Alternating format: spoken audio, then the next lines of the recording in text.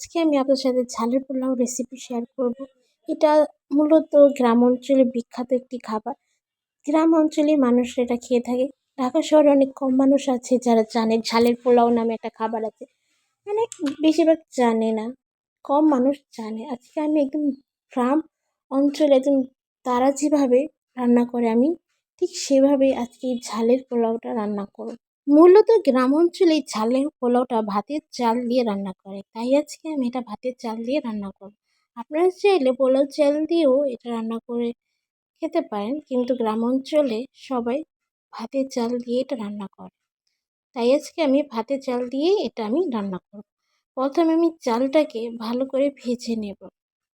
এই পোলাওটা রান্না করার আগে চালটাকে ভালো করে ভেজে নিতে হয়।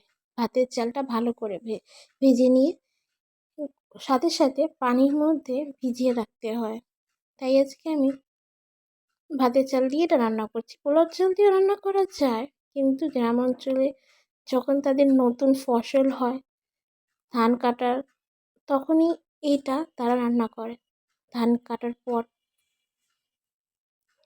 তাই আমি আজকে একদম গ্রাম অঞ্চলে স্টাইলে এটা রান্না করব।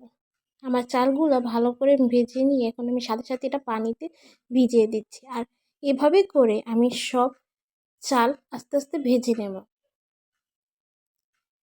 গ্রাম অঞ্চলে তো এটা মাটির পাত্রে ভাজে, কিন্তু আমি এখানে মাটির পাত্রতে ভাজতে পারছি না, কারণ আমার কাছে কোনো মাটির পাত্র নেই। তাই এটা আমি একটা পাত্রতেই মানে পাতিলাতে এটা আমি ভেজে নিচ্ছি।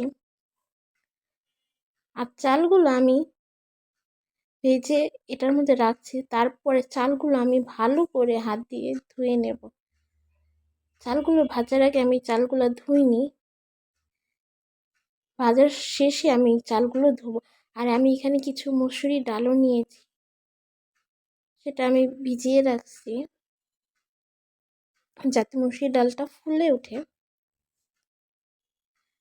চালগুলো আমি ভালো করে ভেজে সেগুলো আমি ধুয়ে নিয়েছি। এখন আমি তেল দিয়ে, তেলটা গরম হওয়ার পর আমি দারচিনি, এলাচ, তারপর তেজপাতা এগুলো আমি আগে দিয়ে একটু ভেজে নেব, তাহলে কি ঘ্রাণটা অনেক ভালো আসে। পেঁয়াজ দেওয়ার পরে যদি আমি দারচিনি, এলাচ, তেজপাতা এসব দিই, তার ঘ্রাণটা অতটা আসতে পারে না, তাই এটা আমি আগে একটু ভেজে নিচ্ছি।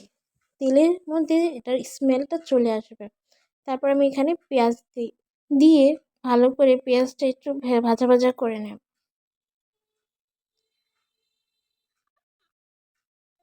গাইস, তোমরা আমার চ্যানেলটাকে বেশি বেশি করে সাবস্ক্রাইব করে দাও, পাশে থাকা বেল বাটনটি ক্লিক করে নোটিফিকেশনটি পাওয়ার জন্য পাশে থাকা বেল বাটনটি ক্লিক করতে একদমই ভুলবা না কিন্তু। পেঁয়াজটা দাগানি হয়ে গেছে, এখন আমি এটার মধ্যে সবগুলো উপকরণ আস্তে আস্তে দেবো। আমি প্রথমে জিরা গুঁড়ো দিলাম, তারপরে আমি যে ঘরে যে মশলাটা বানিয়েছি, হ্যাঁ আমি আদা দিয়েছি জিরার পর, এটি আমি বলতে ভুলে গেছি। তারপরে আমি এখানে দিলাম গরম মশলা, যেটা আমি ঘরে আমি নিজে তৈরি করেছি।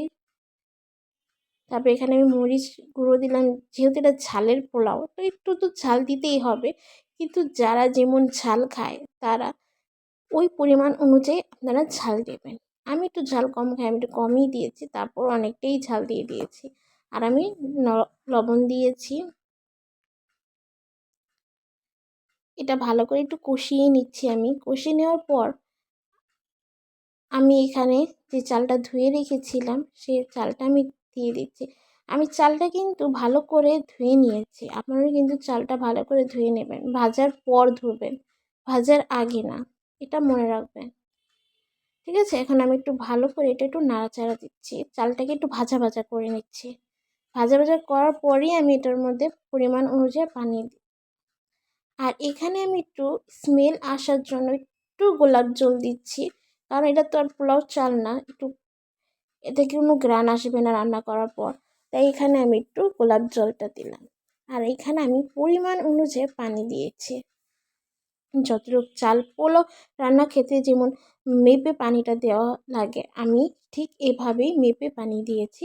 আপনারা আপনাদের চাল অনুযায়ী মেপে পানি দেবেন, ঠিক আছে। এখন আমি এখানে কয়েকটা কাঁচামরিচ দিলাম, কাঁচামরিচটা দিয়ে একটু নাড়া এই ঝালের পোলাওটা হাঁসের মাংস দিয়ে রান্না করা হয় গ্রাম অঞ্চলে বেশিরভাগ। আমি এটা আজকে মুরগির মাংস, দেশি মুরগির মাংস দিয়ে এটা রান্না করে ট্রাই করছি। আশা করি আমার যেমন ভালো লেগেছে আপনাদেরও ঠিক তেমনই ভালো লাগবে। তো এখন আমি এটা দমে বসিয়ে দেব। আর আপনারা চাইলে এটা গরুর মাংস দিয়ে, খাসির মাংস দিয়েও রান্না করে খেতে পারেন, মুরগির মাংস, হাঁসের মাংস, যেটা দিয়ে ইচ্ছা আপনাদের। দেখুন আমার রান্না করা শেষ। এটা দেখতে এটা কতটা সুন্দর লাগছে আর খেতেও অনেকটা টেস্টি। আপনারা অবশ্যই ট্রাই করবেন। সবাইকে আল্লাহ হাফেজ, টাটা, বাই বাই। আশা করি সবাই ভালো থাকবেন।